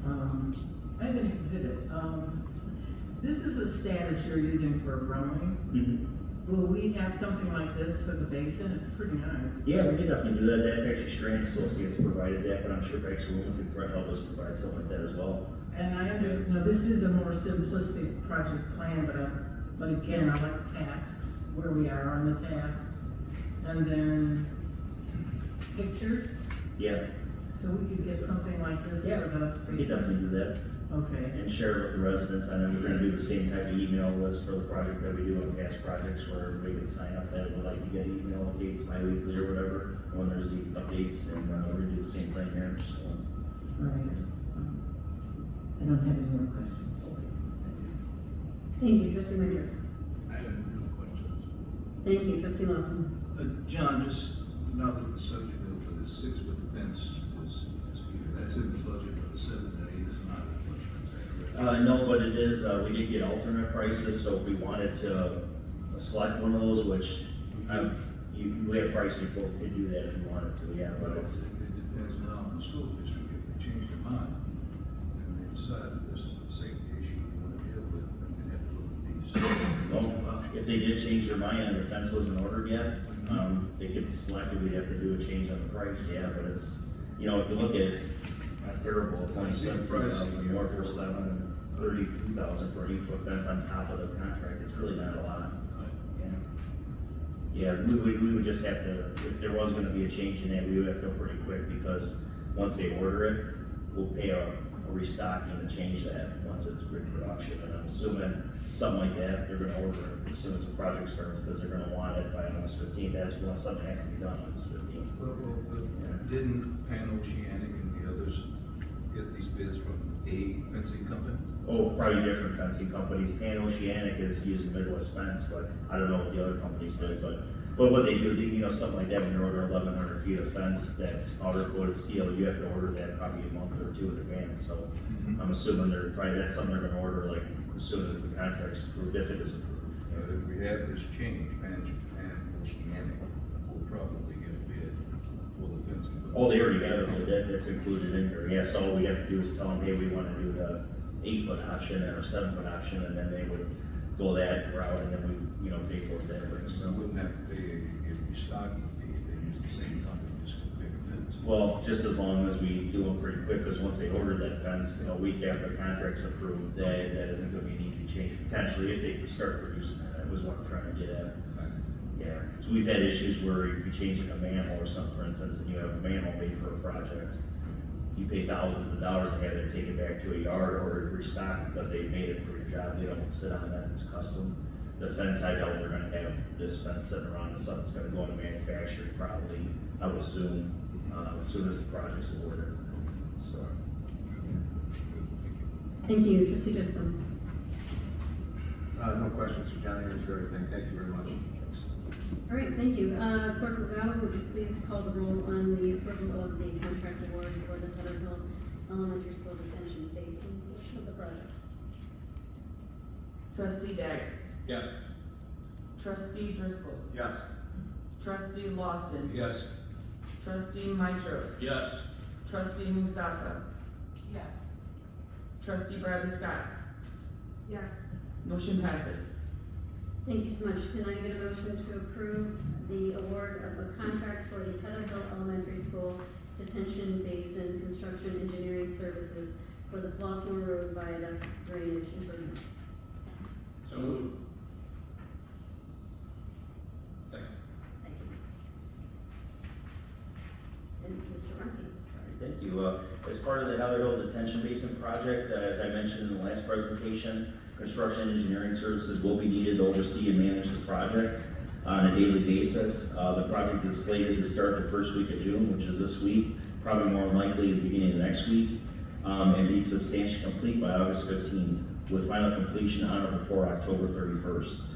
This schedule is important, obviously, to align with the school returning session on August 15th. We want to be out of there complete and have it buttoned up, so it's amenity next to the school starting, and when they could be outside and be around it.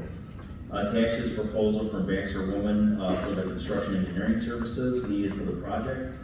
Baxter Women completed the design engineering for this project, obviously, And the other phases they're also working on, so it makes sense to have them working on the construction and engineering services in case there's changes or issues with design questions during it. It makes it much easier to deal with those issues. Therefore, it makes sense for that reason. Since construction for this project will commence directly in an established residential neighborhood at Heather Hill, construction engineering services are very critical to ensure the work is being done appropriately and in a timely manner. The proposed contract is comprised of 5 specific tasks. The total not to exceed cost for this contract is $133,960. The 5 tasks are project initiation, which involves all the contract preparation and initial meetings and stuff to get the project off the ground on the pre-con. The construction administration during the project for doing pay request reviews, change orders, shop drawing reviews, and so on. The biggest part of the contract is field observation, is being already on site 40 hours a week, field observation full time. So that'll be from the start of construction to August 15th, and then if there's a lapse in time between August 15th and when they come for, say, a month off until we can do the seeding for that portion, that would come after the fact. So they would be there, obviously, if there's not work happening. And then completion of the project and project closeout. So with the above information in mind, Public Works recommends that the Mayor and Board of Trustees award the contract for the Heather Hill Elementary School Detention Basin Project and Construction Engineering Services to Baxter Women Consulting Engineers in the not to exceed amount of $133,960. Actually, Reggie Jansen from Baxter Women, the construction manager, is here tonight. If you got any questions, I'd be happy to answer any questions you may have as well. So, thank you so much. I know that folks on Berry Lane and Trustee Gustav can speak to this too. Really appreciated having that supervision full time, and I think with the location of this project, it especially makes sense. And with how far we came under bid, it kind of speaks for itself. yeah. We'll start with Trustee Driscoll. No questions or comments. Basically, they did a great job before. We look forward to working with them again, and we want the same successes you had previously. That's our requirement. Thank you. Thank you, Trustee Lawson. Will the engineering services company be responsible for safety during construction? I know we're concerned about what happens after, but there's going to be a hole there long before August 15th. Yeah, so absolutely. So basically, not so much responsible for safety, but watching it and making sure the contractors doing what they need to do to keep the job site safe, monitoring it and keep an eye because they're there full time. So yes, they will be helping making sure that the contractors know what they're supposed to be doing to keep it safe and buttoned up at the end of the day, making sure construction fencing is closed off and things are secure at night with equipment and everything else. Absolutely. Thank you, Trustee Mitros. I have no questions. Thank you, Trustee Mustafa. Jim makes it hard for me because I ask a lot of questions. Mayor, you're right, the supervision was for the most part good, but I'm making a serious request that needs to be tightened up. Residents had to do way too much review at the end of the day to make sure debris that would be dangerous, a manhole cover was left open, completely open, right at the intersection. And we know those things happen, but an end of the day walkthrough would have caught that. What happened was the manhole cover broke and fell into the manhole. So you could have even fallen in, and you're just a little bigger than I am. It was potentially life-threatening. And so I am asking as a resident, on behalf of our residents near Heather Hill, on behalf of our children, teachers, everybody, that the on-site supervision be much tighter, especially knowing that children are curious. Okay? Absolutely. We don't need any large pieces of metal or equipment or tools left around. I'm serious about that. Absolutely. So my question is, on an additional formal note, what I'm missing in what we have before us is an understanding list would be prepared at the end of the project and not at the beginning. The language is confusing to me. It says, find it here, they talk about a punch list, but it's after the project is done, and that's maybe something that I'm just not familiar with. Yeah, so basically the punch list is completed not after the project's done, but towards the end, because it's a complete list of everything they need to correct or touch up before we make payment on it. And sometimes punch list items like throughout the project will kind of be informal partials, but mostly there's one at the end. Hey, you have to clean up the restoration at this point, there's adjustment, this manhole is 2 inches too high, stuff like that. Those are items we do at the end of a project, not like not at the beginning, because the punch list, we don't know if the contractor is perfect. Won't have a punch list. I have never seen a perfect punch list, but good contractors will have shorter lists, bad contractors will have long lists, so, and yeah, that's pretty common. But everything will be there, whether they started at the middle of the project or 3/4 of the way through. Who in Flossmoor goes behind them to make sure the punch list is that your job? Yeah, I walk with Ari and we walk with John. Yeah. I can trust you. Once we sign off on it, because then that becomes public works headache if we don't catch something, and that has happened. So we try to make sure that doesn't happen, so. So do you feel comfortable with the level of detail for the services that they're going to complete? Yeah, because we've worked with them on other jobs and the work's been excellent, and they do a good job. We have a lot of projects going on in town right now. I wish to say we could do this all in-house, but there's not enough of us to go around. And with Brookwood Bridge being done, Bromley being done, we haven't started resurfacing, sidewalks, crack filling. Those are just little projects, right? So, but there's a bunch more, and there's a lot of administration work going. So yeah, we need these services on a daily basis, and somebody needs to be on the job 40 hours a week, really, when it comes down to it.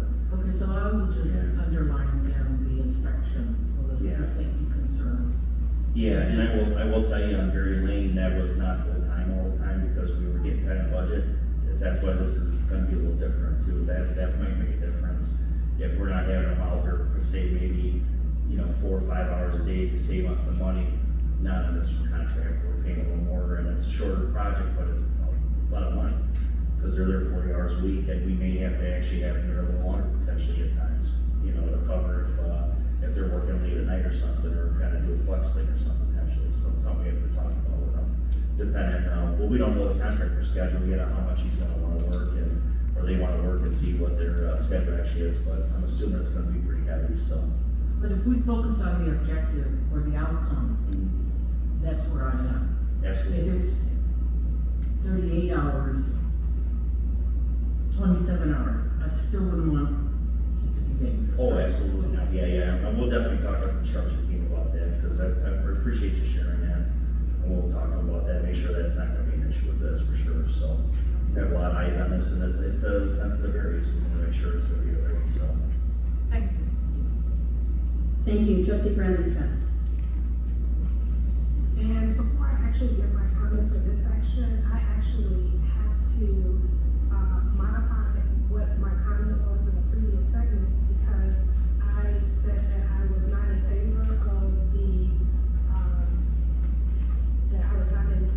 incentives. So my vote reflected that I was in favor of the project, but not of the incentive, but that's not the way that the vote was presented. So I just wanted to make sure that I identified explained my vote, and that was not one of the items that I was voting for. So if the vote is for the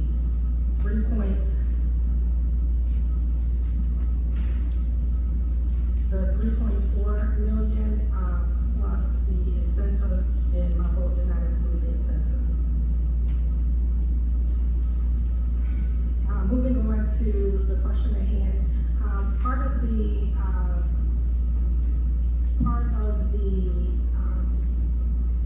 engineering services that we receive indicates that obviously there's a fee for Baxter and Woodman for overseeing the project, and that is not part of a budget because we don't know exactly what that service is until we get to that point, correct? It's actually in the budget. We have $350,000 in construction odd services for the overall project in the FY25 budget right now. And that's, we're obviously not gonna use even half of that, right, with this, so, yeah, basically, and then there's gonna be more budget, obviously, for the next phase and the next phase, so, yeah, we're only using part of it. There's $350,000, I should have mentioned, in the FY25 budget for this line, for this work. Okay, thank you. It's included in there. And so for the next phases 3, 4, and 5, we only have that amount allocated for the fiscal year 25. Yeah, and that's only takes, obviously for that fiscal year, and then the work the next fiscal year, we should probably have a different, a little number in there to cover up the end of it, so. Yeah, take us to the end. Do we ever come up short on that? Because I recall we had to come back a few times and modify. It depends, sometimes we come up short, but sometimes we have extra, it just depends. The next phases aren't gonna be probably as critical as this basin, I would say. So when we're going down the streets, like for Sterling, like for that instance, for Sterling, we won't really have as much because the Army Corps is gonna be doing that portion.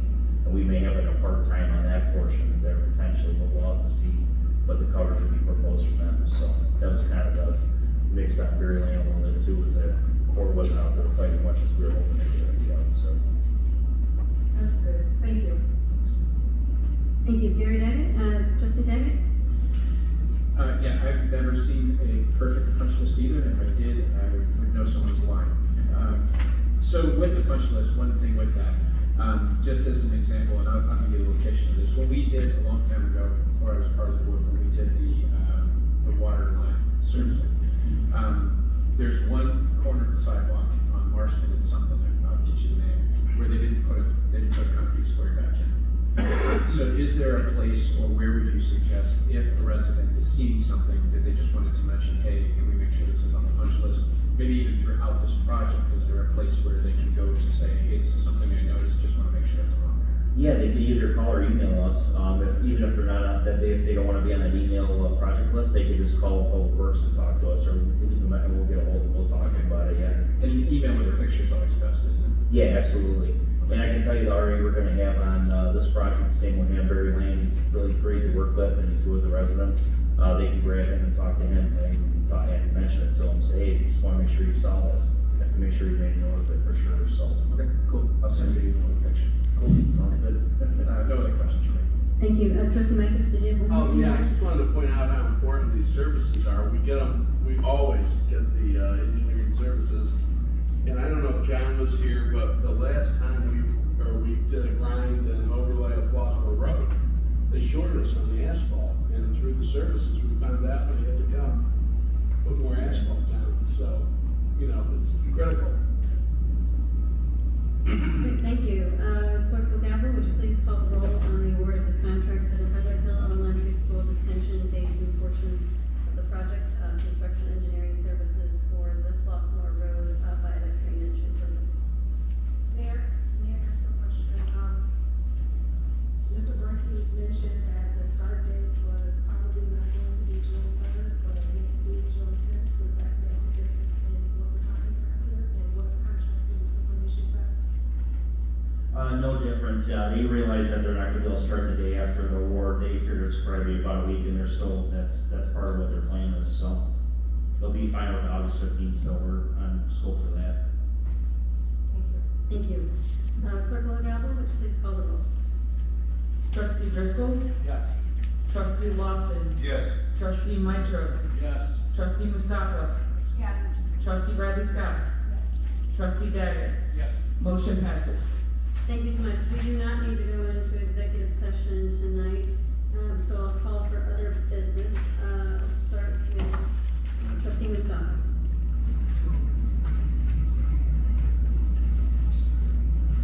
I just have two questions. The first one is easy.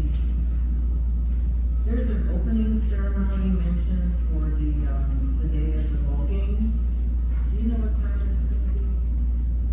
I do. I'll get there early. Yeah. Okay.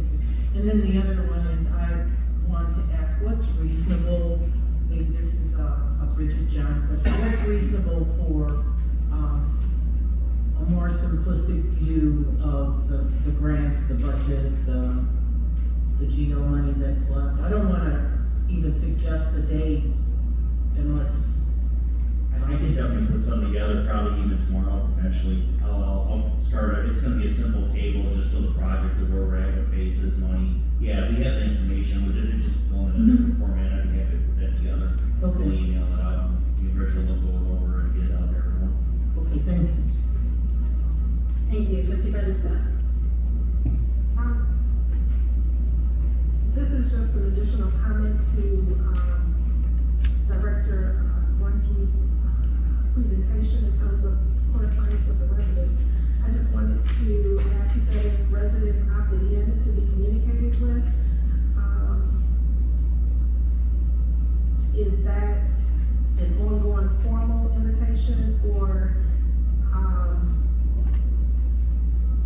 I guess I'm wondering if the list that we communicate about everything Flossmoor, the ECOP and all of those things, is that a source to designate a certain population of the town to communicate with, or is it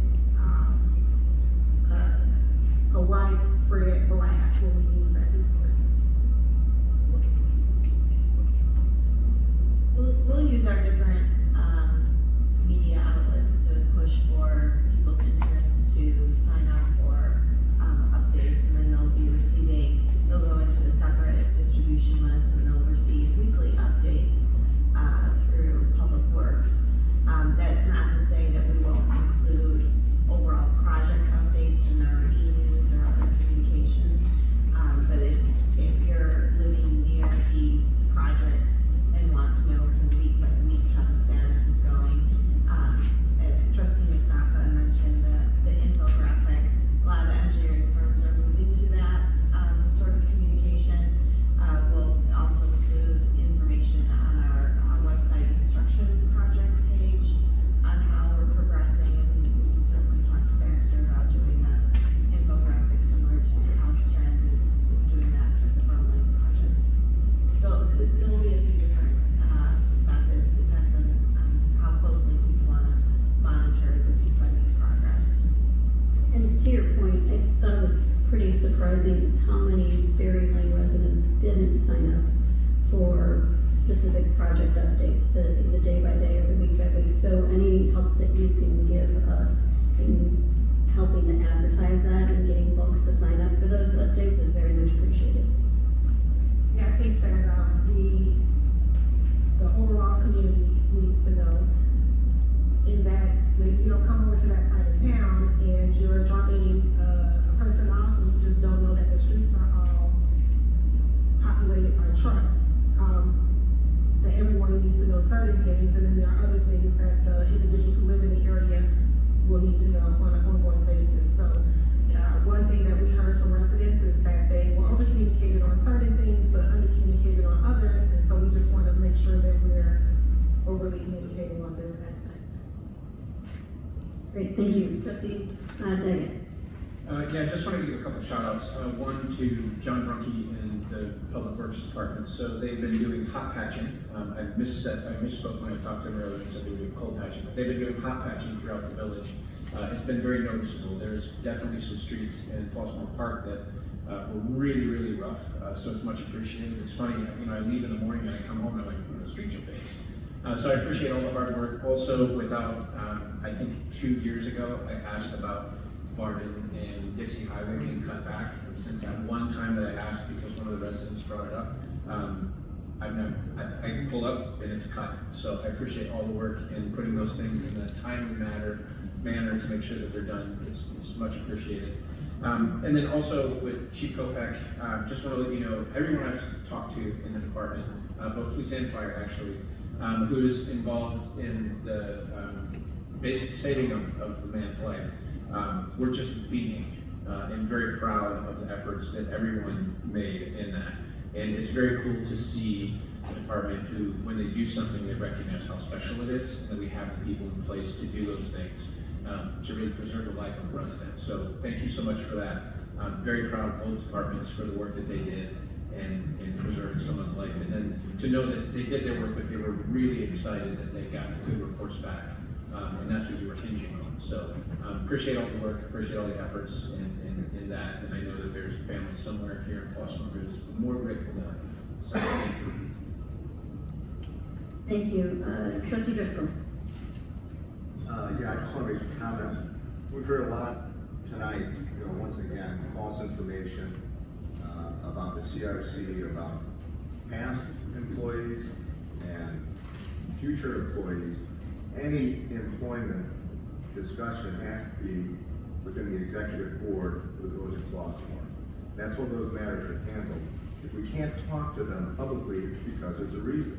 Because the village government cannot conduct business. You can't have open forums of discussions of employment with the CRC.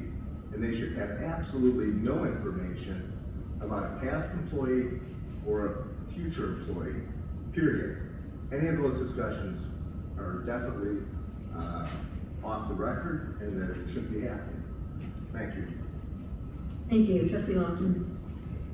Once again, I just want to thank all of you who were able to come to the Valentry celebration of Paradise, and we enjoyed everyone in the neighborhood. It was really good to see you. Thank you. Thank you. Trustee Mikers. I have nothing. Just one more plug for the Juneteenth Festival and Destiny Watson of You Matter Too. The festival is on June 15th. It's from 11 a.m. to 6:30 p.m. They can still use help sponsors. So if you're able to help sponsor that event, please go over to youmatter2.org, and that's the number 2.org, and help them out. They would greatly appreciate it. And it's shaping up to be a wonderful day. And looking forward to the extended forecast and hopefully a beautiful day like today. Clerk Gallagher, let's see, if there's nothing else, I'll call for a motion to adjourn. So moved. Second. All in favor? Aye. Thank you so much. Oh, Clerk Gallagher, I didn't even call on you. Sorry. Did you have something? The meeting's done, but did you have something that you wanted to add? I'm sorry. 1 minute. It's unofficial. So, my 9-year-old son just learned how to ride his bike without training wheels yesterday. And thank you so much. He rode here tonight with my husband. I don't know if you guys saw him. Yeah. So you guys were so interesting, and the agenda was so interesting. He wanted to ride his bike here tonight. That's really sweet. So just thought I'd share that. Thank you, that's really sweet. Have a good night, everybody. Thank you so much for being here.